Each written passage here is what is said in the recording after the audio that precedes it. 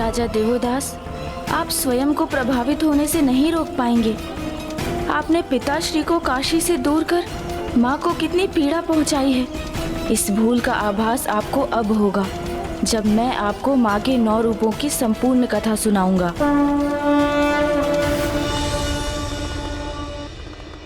सत्य है, गणेश ने उचित युक्ति का प्रयोग कर अपना और कुमार कार्तिकेय का राजा दिवोदास के भवन में प्रवेश सुनिश्चित कर लिया है। हाँ नारायण, गणेश तो स्वयं परम ब्रह्म है। उन्हें ज्ञात है कि देवी सरला ही नागराज वासुकी की पुत्री ही है।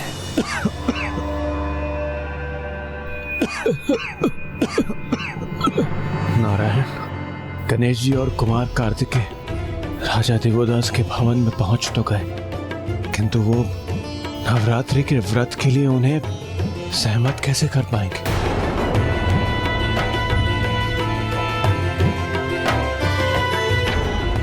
उन्हें जो कुछ भी करना होगा शीघ्र करना होगा, क्योंकि अब एक एक पल भयंकर संकट प्रस्तुत कर सकता है।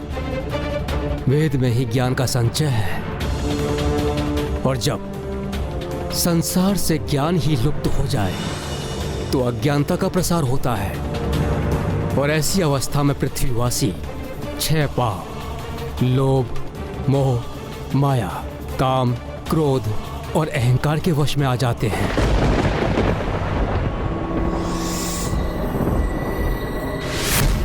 ओम देव शांति अंतरिक्ष शांति। ओम देव शांति अंतरिक्षम शांति। वनस्पतयः शांति शांति शांति वन। ये क्या? जिस श्लोक को मैं वर्षों से उच्चारित करता हूँ वो मेरे स्मरण से अकस्मात लुप्त कैसे हो गया? अब तो यही आशा है कि गणेश कोई युक्ति लगाकर राजा दिवोदास को व्रत के लिए मना ले, क्योंकि नवरात्रि की तिथियां तो कल से ही आरंभ है। अर्थात गणेश के पास केवल आज रात्रि का ही समय शेष है, क्योंकि व्रत और पूजन उचित समय पर उचित विधि विधान से ही होना चाहिए, अन्यथा उसका कोई सुफल प्राप्त नहीं होगा।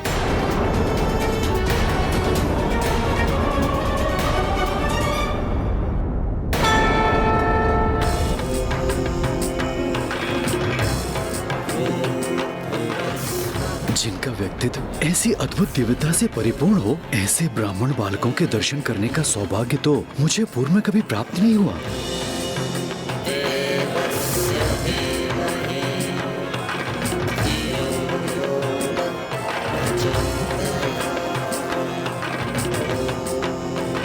स्वामी, मेरे इन दोनों विलक्षण ब्राह्मण बालकों से संयोगवश माँ गंगा घाट पर भेंट हुई। दोनों अत्यंत ही विद्वान हैं और आज ही यात्रा करते करते काशी में प्रवेश किया है इन्होंने। विप्रगण, हमें अपना परिचय देने की कृपा करें।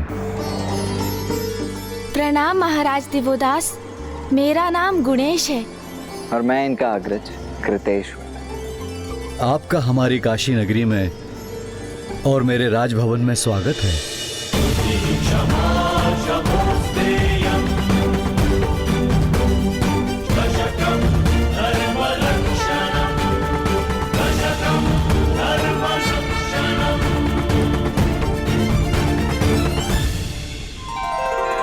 वैसे विद्वान के दर्शन को ही श्रेष्ठ माना गया है, किंतु यदि आप मुझे ज्ञान रस के पान की अनुमति दें तो मेरा परम सौभाग्य होगा। ब्राह्मण देवता, मेरे स्वामी को भी उनके कुछ अतीत के बारे में बताइए ना। अवश्य माता।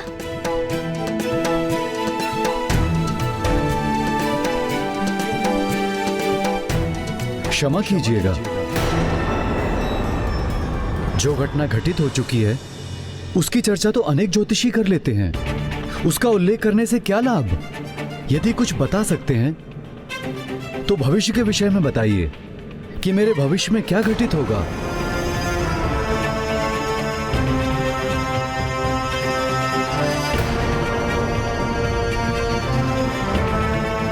महाराज दिवोदास, मैं तो आपको आपके भविष्य से परिचित करवा सकता हूँ, किंतु क्या आप में इतना सामर्थ्य है कि आप मेरे वचन सुन सकेंगे? क्योंकि बहुत संभव है कि आपको मेरी भविष्यवाणी अप्रिय प्रतीत हो। आपका मन उससे आहत हो जाए, क्योंकि कुछ सत्य सत्य होते हुए भी प्रियकर नहीं होते। ब्राह्मण देवता, मैं सदैव धर्म का पालन करता हूँ, और जो धर्मनिष्ठ होते हैं उनकी तो सत्य में भी अपार निष्ठा होती है। इसलिए जो कहना चाहते हैं निसंकोच कहें। एक बार पुनः विचार कर लीजिए महाराज। मैं आपसे पुनः निवेदन कर रहा हूँ, आप जो कहना चाहते हैं निसंकोच होकर कहें।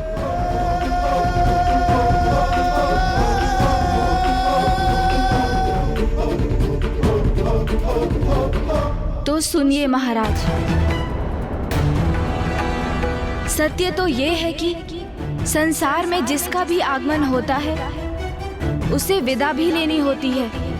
यही सृष्टि का नियम है। हमें बचपन में जिससे लगाव होता है, जिन्हें हम अपने संबंधी मानते हैं, वो भी एक दिवस पराये हो जाते हैं।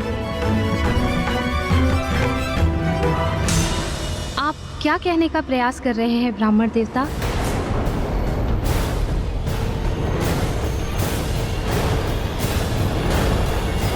यही कि आपके जीवन में बहुत अल्प समय शेष है महाराज देवोदास।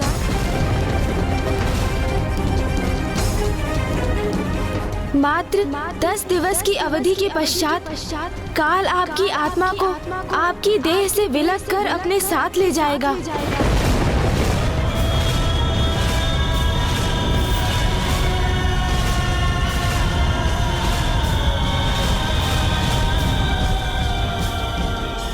नारायण, ये प्रथम पूज्य गणेश जी ने ये कैसी घोषणा कर दी?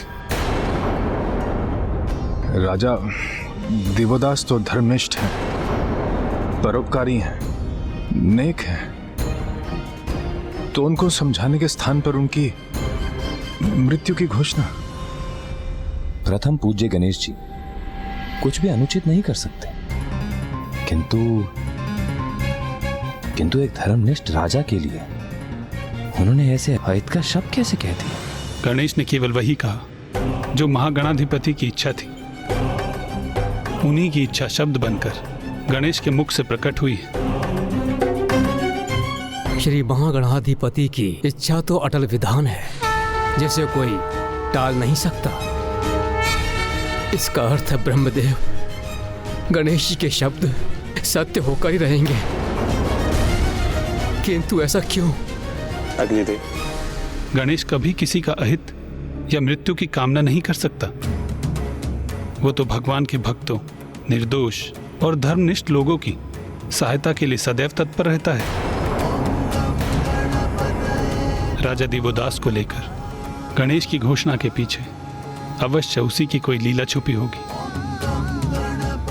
जिस लीला का रहस्य तो तभी उजागर होगा जब वो हम सभी के समक्ष प्रकट होकर अपना परिचय देगी।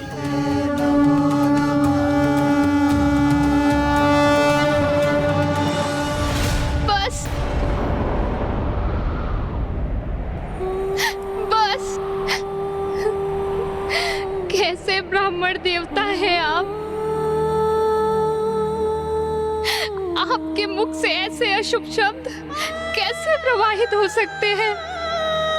मैंने आपको अतिथि रूप में स्वीकार कर अपने निवास में आमंत्रित किया।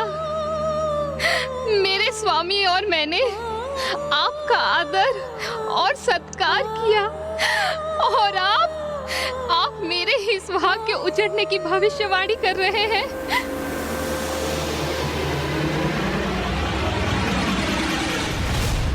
माता, मेरा विश्वास कीजिए, मैंने जो भी कहा वो किसी दुर्भावना के कारण नहीं कहा। मैं तो मात्र ज्योतिष विद्या का ज्ञानी एक ब्राह्मण हूँ, और मेरी विद्या ने मुझे यही कहने के लिए प्रेरित किया। किंतु ये भी तो संभव है कि आपकी विद्या उचित आकलन ना कर सकी हो, आपसे ही कोई चूक हुई हो। नहीं माता, गुणेश की गणना में कभी कोई चूक नहीं होती, इसीलिए उसने आपको पूर्व में ही सचेत किया था कि जो वो कहने जा रहे हैं कदाचित उसका श्रवण आपके लिए असहनीय हो। किंतु माता, आप इतनी व्याकुल क्यों हो रही हैं? मृत्यु तो संसार का अंतिम सत्य है। अवधि 10 दिवस की हो अथवा 1 वर्ष की, प्रत्येक जीव के जीवन काल का अंत तो एक ना एक दिवस तो होना ही है। और मृत्यु, माता, मृत्यु तो मात्र इस नश्वर शरीर की ही होती है। आत्मा तो अजर अमर है, जो संसार में कर्म करने आती है और आयु पूर्ण होते ही वो इस नश्वर शरीर का परित्याग करने पर विवश हो जाती है और अपने जीवन में जिन भी कर्मों का संचय वो आत्मा करती है वही उसके साथ जाते हैं। किंतु बस सरला,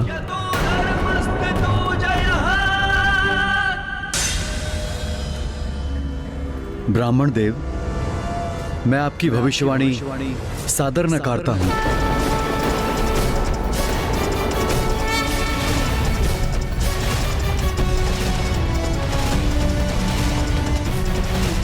मेरा जीवन अब मात्र 10 दिवसों के लिए ही शेष है। मुझे आपकी ये भविष्यवाणी स्वीकार नहीं,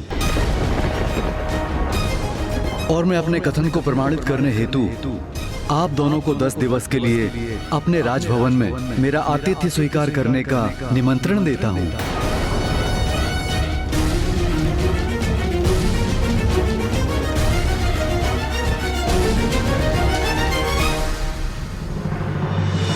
मुझे क्षमा करें राजन, किंतु हम आपका निमंत्रण स्वीकार नहीं कर सकते। ये गणेश जी क्या कर रहे हैं? वो राजा दिवोदास के निमंत्रण को अस्वीकार क्यों कर रहे हैं? यही तो गणेश जी और कुमार कार्तिकेय का आशय था कि वो राजा दिवोदास के राजभवन में जाएं और उन्हें समझाएं, वहां स्थित हो जाएं। किंतु वो ना क्यों कर रहे हैं? किंतु आप मेरा निमंत्रण क्यों नहीं स्वीकार कर सकते? क्या आपको इस बात का संशय है कि मेरा ही कथन सत्य प्रमाणित होगा और आपको आपकी गणना में चूक होने के कारण काशी में लज्जित होने के लिए विवश होना होगा? नहीं राजा, उसकी तो तनिक भी चिंता नहीं है हमें। वास्तव में कल से नवरात्रि की तिथियां आरंभ हो रही हैं। मैं और मेरा अनुज गुणेश नवरात्रि की इन तिथियों में 9 दिवसों का व्रत और पूजन करते हैं। उसमें तो आपको कोई समस्या उत्पन्न नहीं होगी, क्योंकि मैं और देवी सरला आपके व्रत और पूजन की समुचित व्यवस्था कराएंगे। क्या आपको हमारा आतिथ्य स्वीकार होगा?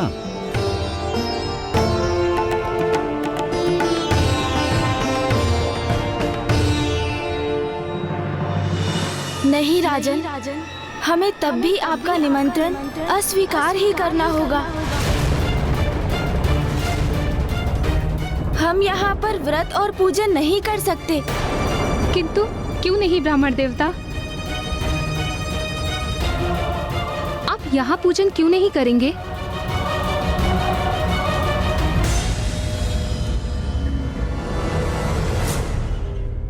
माता, नवरात्रि के व्रत और पूजन तभी सफल होते हैं जब जहाँ उनका आयोजन होता है और वहाँ पर निवास करने वाले सभी सदस्य उसका पालन करते हैं।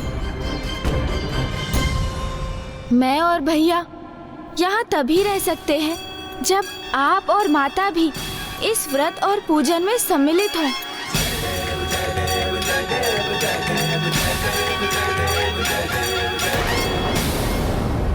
किंतु मैं और गुणेश आपको ये व्रत रखने के लिए विवश तो नहीं कर सकते।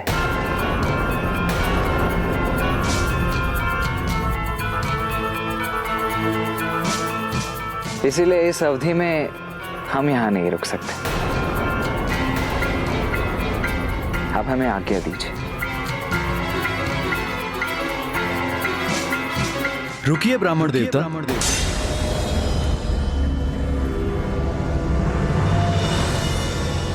अतिथियों की इच्छा हमें शिरोधार्य है।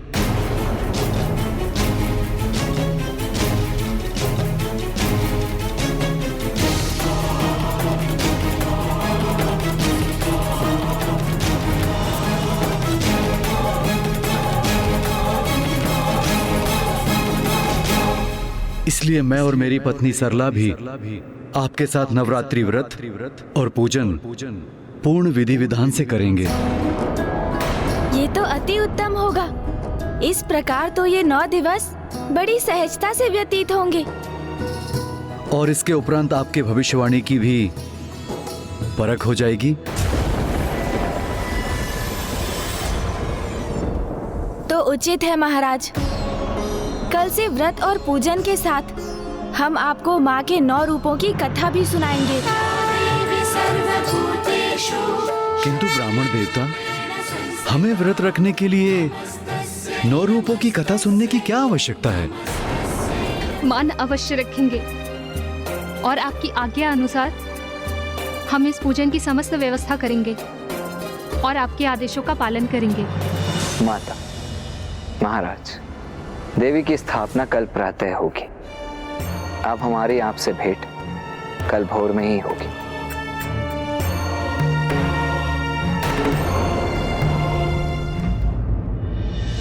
अद्भुत है गणेश जी, विलक्षण है उनकी बुद्धि और युक्ति। ये तो हम ही हैं जो उन्हें समझने में असमर्थ थे। गणेश जी को राजा देवोदास को विवश करने की कोई आवश्यकता ही नहीं पड़ी। वो तो स्वयं ही निर्विरोध इस व्रत और पूजन के लिए तैयार हो गए। हाँ देवराज, इस विकट परिस्थिति में माता की भक्ति ही हमारी शक्ति है। अब हमारे पास अधिक समय नहीं है। अब हमें यही आशा करनी चाहिए कि गणेश जी और कुमार कार्तिकेय माता के 9 रूपों की कथा सुनाकर इन 10 दिवसों में राजा देवोदास के हृदय को परिवर्तित करने में सक्षम हो जाएं और राजा देवोदास काशी का त्याग करने के लिए तैयार हो जाएं। किंतु यदि ऐसा नहीं हुआ तो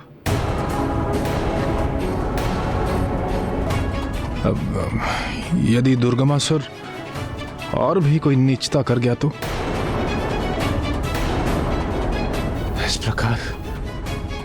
इस प्रकार तो वेद संसार से विलुप्त हो जाएंगे।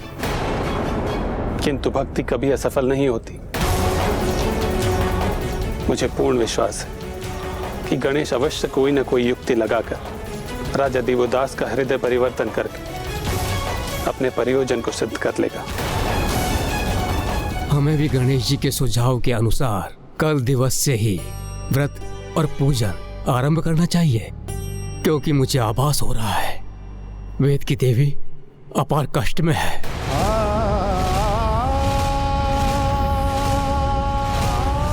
हे माता, रक्षा करें। और उनकी पीड़ा में निरंतर वृद्धि हो रही है। तुम्हारी अज्ञानता ही तुम्हारे विनाश का कारण बनेगी दुर्गमासुर।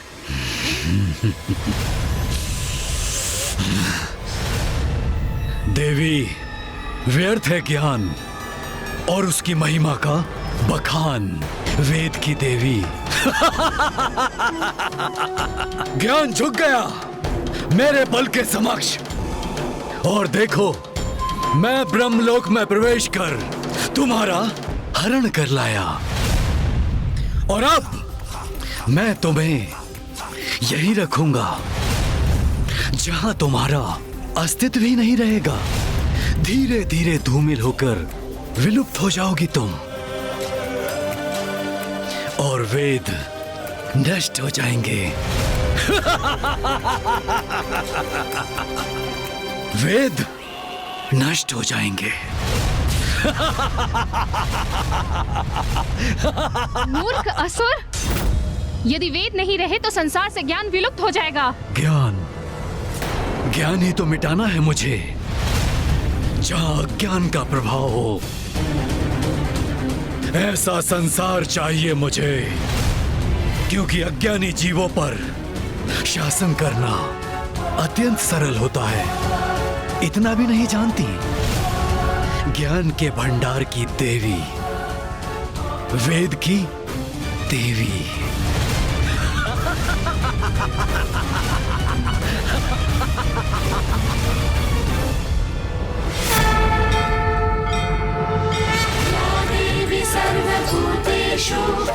अब तो केवल एक ही आस है विघ्नहर्ता गणेश। कदाचित उसके द्वारा राजा देवोदास को सुनाई जाने वाली आदि शक्ति के 9 रूपों की कथा से ही सृष्टि संतुलित हो जाए।